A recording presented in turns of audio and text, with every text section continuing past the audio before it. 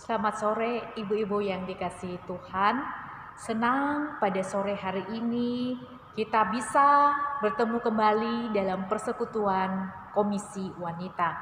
Kita bersama-sama membaca dan merenungkan firman Tuhan. Namun sebelumnya mari kita minta pimpinan Tuhan agar kita dapat ditolong oleh Tuhan memahami firman yang akan kita baca.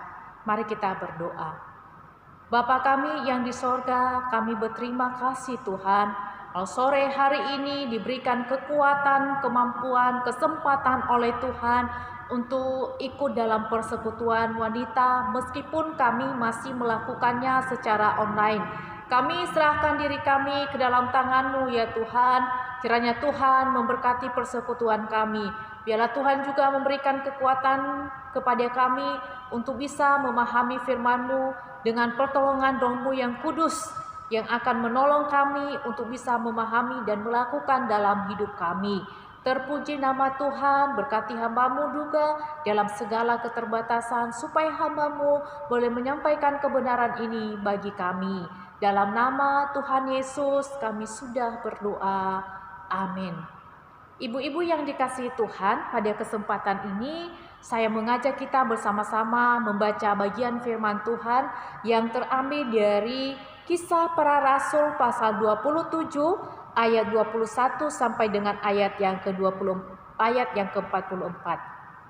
Sekali lagi, Kisah Para Rasul pasal 27 ayat yang ke-21 sampai dengan ayat yang ke-44. Nah, kalau sudah menemukannya, saya akan membacakan bagi kita sekalian. Demikian firman Tuhan. Dan karena mereka beberapa lamanya tidak makan, berdirilah Paulus di tengah-tengah mereka dan berkata, "Saudara-saudaraku, jika sekiranya nasihatku dituruti, supaya kita jangan berlayar dari Kreta, kita pasti terpelihara dari kesukaran dan kerugian ini. Tetapi sekarang juga dalam kesukaran ini, aku menasihatkan kamu, supaya kamu tetap bertabah hati, sebab tidak seorang pun di antara kamu yang akan binasa kecuali kapal ini. Karena tadi malam seorang malaikat dari Allah, yaitu dari Allah yang aku sembah sebagai miliknya, berdiri di sisiku dan ia berkata, 'Jangan takut Paulus, engkau harus menghadap Kaisar, dan sesungguhnya oleh kasih karunia Allah, maka semua orang yang ada bersama-sama dengan engkau di kapal ini akan selamat karena engkau.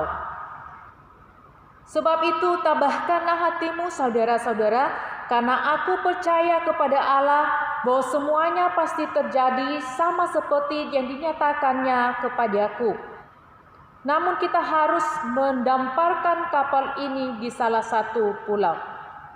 Malam yang ke-14 sudah tiba dan kami masih tetap terombang-ambing di Laut Adria. Tetapi kira-kira tengah malam, anak-anak kapal merasa bahwa mereka telah dekat daratan. Lalu mereka mengulurkan batu juga dan ternyata air di situ 20 depa dalamnya. Setelah maju sedikit mereka menduga lagi dan ternyata 15 depa. Dan karena takut bahwa kami akan terkandas di salah satu batu karang, mereka membuang 4 sauh di buritan, dan kami sangat berharap mudah-mudahan hari lekas siang.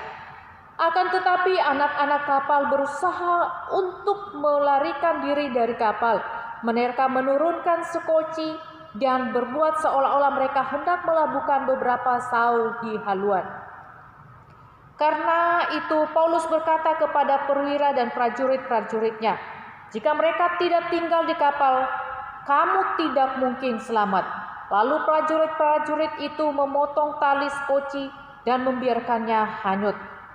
Ketika hari menjelang siang, Paulus mengajak semua orang untuk makan karena katanya, 'Sudah 14 hari lamanya kamu menanti-nanti saja, menahan lapar dan tidak makan apa-apa. Karena itu aku menasihatkan kamu, supaya kamu makan dahulu. Hal itu perlu untuk keselamatanmu. Tidak seorang pun di antara kamu akan kehilangan sehelai pun dari rambut kepalanya." Sesudah berkata demikian, ia mengambil roti, mengucap syukur kepada Allah di hadapan semua orang, memecah-mecahkannya, lalu mulai makan. Maka kuatlah hati semua orang itu, dan mereka pun makan juga. Jumlah kami yang di kapal itu 276 jiwa. Setelah makan kenyang, mereka membuang muatan gandum ke laut dan meringankan kapal itu. Dan ketika hari mulai siang, mereka melihat suatu teluk yang rata pantainya. Walau mereka tidak mengenal daratan itu, mereka memutuskan untuk sedapat mungkin mendamparkan kapal di situ. Mereka melepaskan tali-tali sau, lalu meninggalkan sau-sau itu di dasar laut. Sementara itu mereka mengulurkan tali-tali kemudi, memasang layar topang, supaya angin meniup kapal itu menuju pantai. Tetapi mereka melanggar busung pasir, dan terkandaslah kapal itu. Haluannya terpancang dan tidak dapat bergerak. Dari buritanya hancur dipukul oleh gelombang yang hebat. Pada waktu itu prajurit-prajurit bermaksud untuk membunuh tahanan-tahanan, supaya jangan ada seorang pun yang melarikan diri dengan berenang. Tetapi perwira itu ingin menyelamatkan Paulus, karena ia menggagalkan maksud mereka dan memerintahkan supaya orang-orang yang pandai berenang lebih dahulu terjun ke laut dan naik ke darat. Dan supaya orang-orang lain menyusul dengan mempergunakan papan atau pecahan-pecahan kapal. Demikianlah mereka semua selamat ke darat. Demikian firman Tuhan. Berbahagialah kita yang membaca dan merenungkan firman Tuhan. Ibu-ibu yang dikasihi Tuhan, tema kita pada sore hari ini adalah siap menghadapi badai. Siap menghadapi badai. Ibu-ibu yang dikasihi Tuhan, ada seorang yang bernama Mauro Prosperi. Mauro Prosperi, dia adalah seorang atlet maraton tingkat dunia. Ia mendaftarkan diri untuk ikut lomba maraton des Sables pada tahun 1994. Dan itu diadakan di Maroko. Maraton des Sables berarti maraton di atas pasir. Maraton di atas pasir. Dan ini merupakan lomba maraton yang bisa dikatakan sebagai yang terberat dari semua lomba maraton resmi yang diadakan di dunia ini. Sekali lagi, lomba maraton des Sables ini lomba maraton terberat yang pernah diadakan di seluruh dunia ini.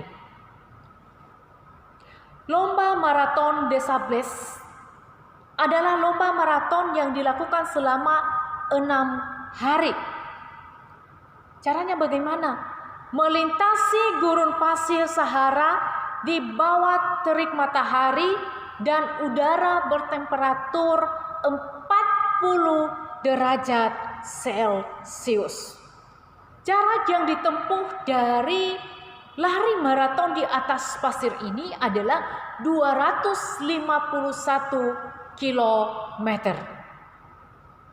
Ini adalah lomba yang sangat membutuhkan stamina dan kekuatan fisik prima dari peserta yang ikut perlombaan tersebut. Saat itu, badai pasir pun melanda gurun pasir Sahara.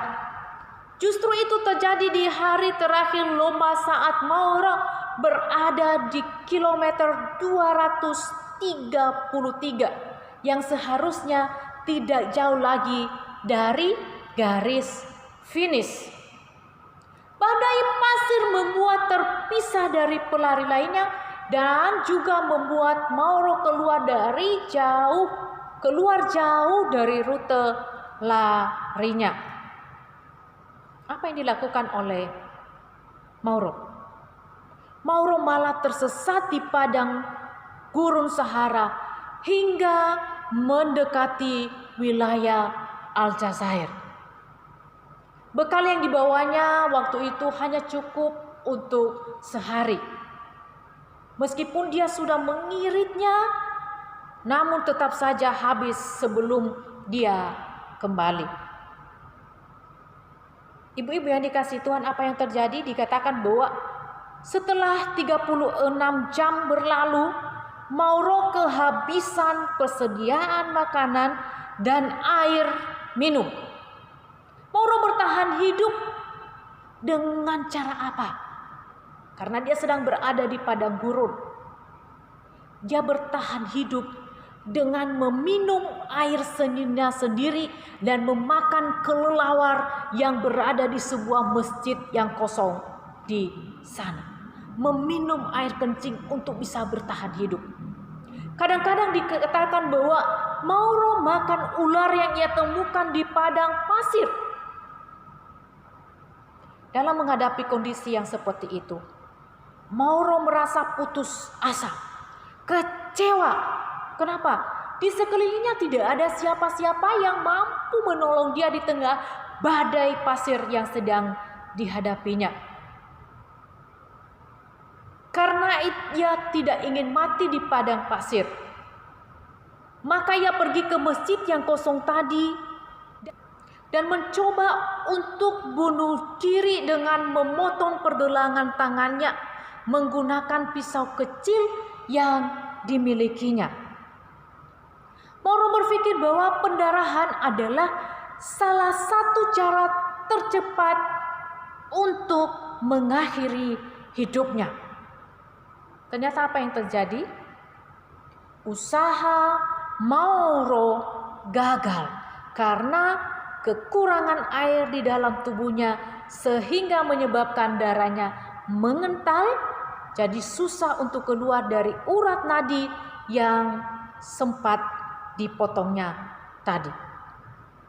Selama 9 hari Mauro bertahan hidup seorang diri di padang pasir. Beruntung pada waktu itu dikatakan bahwa ada penolong yang luar biasa. Ia ditemukan oleh keluarga nomaden dan dibawa ke sebuah kamp militer di Aljazair, dan dari sana Mauro dibawa ke rumah sakit. Boleh dikatakan bahwa Mauro telah tersesat 299 km dari rute maratonnya. Dan berat badannya turun hingga 18 kg. Nah, ibu-ibu yang dikasihi Tuhan, dari kisah Mauro ini, ketika menghadapi badai pasir yang luar biasa, dia merasa putus asa. Dia merasa kecewa karena tidak ada satupun yang dapat menolong dia. Tapi pertolongan Tuhan nyata dalam hidupnya. Dia ditemukan oleh keluarga nomaden dan dia bisa ditolong dan dia bisa selamat. Ibu-ibu yang dikasihi Tuhan, mungkin saat ini juga kita sedang berlomba untuk sesuatu yang kita inginkan. Mungkin saat ini kita sedang berlomba untuk sesuatu yang sedang kita harapkan. Namun di tengah jalan, dalam perlombaan itu kita sering menghadapi padang pasir. Kita berjalan di padang pasir yang tidak ada sesuatu yang bisa kita dapatkan di sana. Kita mungkin menghadapi batu yang besar. Mungkin kita juga bisa menghadapi gunung yang tinggi, ataupun kita berjalan di dalam lembah yang begitu amat dalam, atau berjalan di dalam kegelapan. Tidak jarang kita menjadi lelah, tidak jarang kita menjadi letih, tidak jarang kita menjadi putus harapan. Tidak jarang kita menjadi kecewa dan lain sebagainya. Tapi ketika kita ingat Tuhan, ketika kita mengarahkan pandang kita kepada Tuhan, maka kita akan merasakan pertolongan demi pertolongan Tuhan.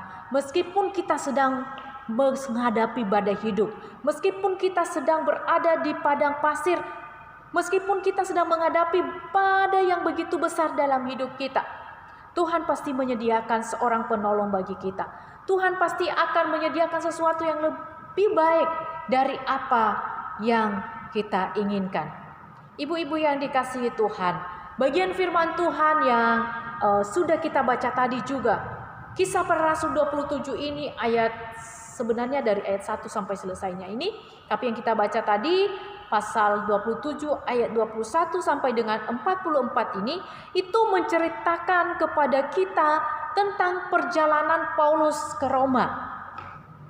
Dalam perjalanan tersebut menuju ke Roma, ternyata mereka menghadapi badai yang menerpa perjalanan mereka ke Roma. Dikatakan tadi telah 14 hari berada di tengah badai, diombang-ambingkan dan dihantam oleh gelombang yang besar. Lapar, haus, basah, kedinginan. Namun tampaknya semua ini masih belum berakhir. Kenapa? Gelombang kehidupan itu terus menghantam buritan kapal mereka, hingga dikatakan nanti kapal itu hancur berantakan. Kita tahu bahwa perjalanan Paulus menuju ke Roma adalah kehendak Tuhan. Itu kehendak Tuhan. Tetapi karena bukan berarti bahwa karena perjalanan itu adalah kehendak Tuhan, maka perjalanan itu mulus. Maka perjalanan itu tidak menghadapi badai. Karena itu kehendak Tuhan, maka semuanya baik-baik saja. Tidak. Paulus ke Roma adalah kehendak Tuhan dan bukan berarti perjalanan itu mulus. Tetapi dikatakan menghadapi badai dan gelombang yang besar, tentunya itu tidak akan menyenangkan. Tentunya itu tidak membuat kita menjadi nyaman karena gelombang badai yang dihadapi oleh Paulus. Namun kita bisa melihat di ayat yang ke-7, saya bacakan bagi kita ya. Di ayat yang ke-7 dikatakan demikian, selama beberapa hari berlayar, kami hampir-hampir tidak maju, dan dengan susah payah kami mendekati Nidus. Karena angin tetap tidak baik, kami menyusur pantai Kreta melewati Tantang Salmi. Ayat yang ke-14 dikatakan demikian. Tetapi tidak berapa lama kemudian turunlah dari arah pulau itu angin badai yang disebut angin timur. Ceritakan di sana dari dua ayat ini disimpulkan bahwa mereka menghadapi badai yang besar. Badai itu bukan badai atau gelombang yang biasa-biasa, tetapi badai yang besar yang mampu menghancurkan kapal sampai hancur berantakan. Boleh dikatakan dari dua ayat ini kita dapat simpulkan betapa hebat dan beratnya penderitaan karena badai yang dihadapi dalam perjalanan tersebut oleh Paulus. Sehingga di ayat yang ke-10 Bapak Ibu, saya bacakan bagi kita ya supaya kita bisa mengerti. Dikatakan, saudara-saudaraku, aku lihat bahwa pelayaran kita akan mendatangkan kesukaran-kesukaran dan kerugian besar, bukan saja bagi muatan dan kapal, tetapi juga bagi nyawa kita. Artinya meskipun kita yakin ada kuasa Tuhan, ada pertolongan Tuhan, Paulus tetap berusaha untuk mencari jalan keluar dari setiap badai hidup yang sedang mereka hadapi. Begitu juga dengan kehidupan kita ibu-ibu yang dikasihi Tuhan. Sekalipun kita percaya bahwa Tuhan memelihara hidup kita, Tuhan menolong hidup kita, apa yang kita lakukan adalah kehendak Tuhan. Kita wajib mencari jalan terbaik dari setiap badai kehidupan kita. Tidak cukup kita hanya berdoa ketika menghadapi badai, tetapi apa yang harus kita lakukan dalam menghadapi badai tersebut? Orang yang melakukan kehendak Tuhan bukan berarti tidak melewati badai kehidupan. Tidak. Paulus yang pergi ke Roma atas kehendak Tuhan saja menghadapi badai kehidupan. Orang yang setia melayani Tuhan bukan berarti tidak ada tantangan. Orang yang setia melayani Tuhan dengan sungguh-sungguh bukan berarti tidak ada masalah yang dihadapi. Orang yang tekun berdoa bukan berarti lepas dari segala macam masalah. Orang yang percaya Tuhan bukan berarti bebas dari segala pergumulan hidup. Tidak. Tapi di dalam menghadapi badai hidup, marilah kita tetap mencari jalan keluar yang terbaik dari setiap badai yang kita hadapi. Di situ kita akan melihat Tuhan yang menjadi penolong hidup kita. Ibu-ibu yang dikasihi Tuhan, ketika menghadapi badai hidup, ada janji Tuhan, ada jaminan pemeliharaan Allah yang Allah sudah nyatakan bagi perjalanan Paulus. Di ayat yang ke-21 sampai dengan 24 nanti bisa dibaca sendiri. Kita melihat di sana ini merupakan jaminan pemeliharaan Allah terhadap diri Paulus. Karena Allah menyuruh utusannya yaitu malaikat untuk memberitahu Paulus bahwa Tuhan itu memelihara mereka. Ayat yang ke-23 saya bacakan bagi kita ya, dikatakan demikian bahwa karena tadi malam seorang malaikat dari Allah, yaitu dari Allah yang aku sembah, sebagai miliknya berdiri di sisiku dan berkata, "Jangan takut Paulus." Ini luar biasa. Di tengah badai, kita bisa melihat pemeliharaan Tuhan. Tuhan mengutus malaikatnya. Katakan kepada Paulus, bilang apa? "Jangan takut Paulus. Aku menyertaimu. Aku melihat keadaanmu di kapal ini. Aku memperhatikan seisi kapal ini. Engkau harus tetap tabah menghadapi badai ini Paulus. Engkau pasti akan sampai ke Roma dengan selamat." Ini jaminan pemeliharaan Allah yang luar biasa, ibu-ibu yang dikasihi Tuhan. Tuhan bersama dengan kita. Di tengah badai, Tuhan tidak pernah meninggalkan kita. Di tengah badai, pertolongan Tuhan nyata. Nah, kita bisa belajar dari sini bahwa badai bisa merintangi jalan yang hendak kita lalui. Sekali lagi, badai bisa merintangi jalan yang kita lalui, namun tidak pernah dapat menyembunyikan wajah kita dari Allah. Kita mungkin tidak melihat Allah yang sedang bekerja karena di tengah badai tersebut, tetapi Dia memperhatikan kita. Dia ada bersama dengan kita. Mungkin kita merasa bahwa Allah itu terlalu jauh dari kita saat kita berada di tengah badai. Namun Dia beserta dengan kita, bersama-sama dengan kita dalam badai yang sedang kita hadapi. Jangan pernah meragukan akan pertolongan dan kuasa Tuhan dalam hidup kita. Ibu-ibu yang dikasihi Tuhan, apa yang terjadi? Di ayat yang ke-43 dan ke-44, setelah Tuhan memberikan jaminan pemeliharaannya yang luar biasa terhadap Paulus, di ayat yang kedua ayat ini, semua orang di kapal itu selamat. Berapa orang satu kapal itu? Dikatakan 276 orang selamat.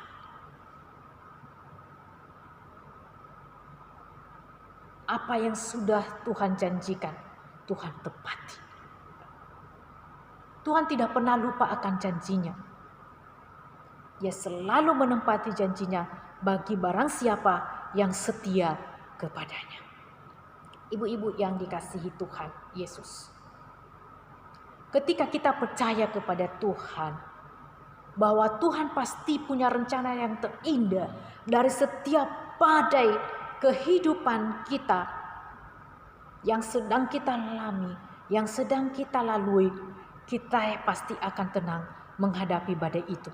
Situasi tidak berubah, kita sedang berada di tengah badai, tetapi kita tetap tenang menghadapinya. Ketika menghadapi badai, apa yang dilakukan oleh Rasul Paulus bersama dengan orang-orang yang bersama-sama dengan dia? Menarik. Di ayat yang ke-22, 25 dan 34 di sana dikatakan bahwa Paulus itu memberikan nasihat kepada mereka berdasarkan firman Tuhan. Ya, nasihat yang diberikan oleh Rasul Paulus berdasarkan firman Tuhan. Bukan dari hikmatnya sendiri, tetapi dia memberikan nasihat kepada mereka yang sedang berada di tengah badai itu berdasarkan apa yang dia imani, yaitu firman Tuhan dalam Alkitab. Ia memberi nasihat kepada mereka supaya apa? Mereka harus tabah. Tabahkanlah hatimu. Karena walau badai itu menghadang, gelombang sedang menerpa kehidupan mereka, Allah akan setia menemani mereka. Tabahkanlah hatimu, kuatkanlah, jangan takut menghadapi badai, tapi kita harus siap untuk menghadapi badai tersebut. Dia memberikan semangat kepada orang-orang yang bersama-sama dia di kapal tersebut berdasarkan imannya kepada Kristus Yesus.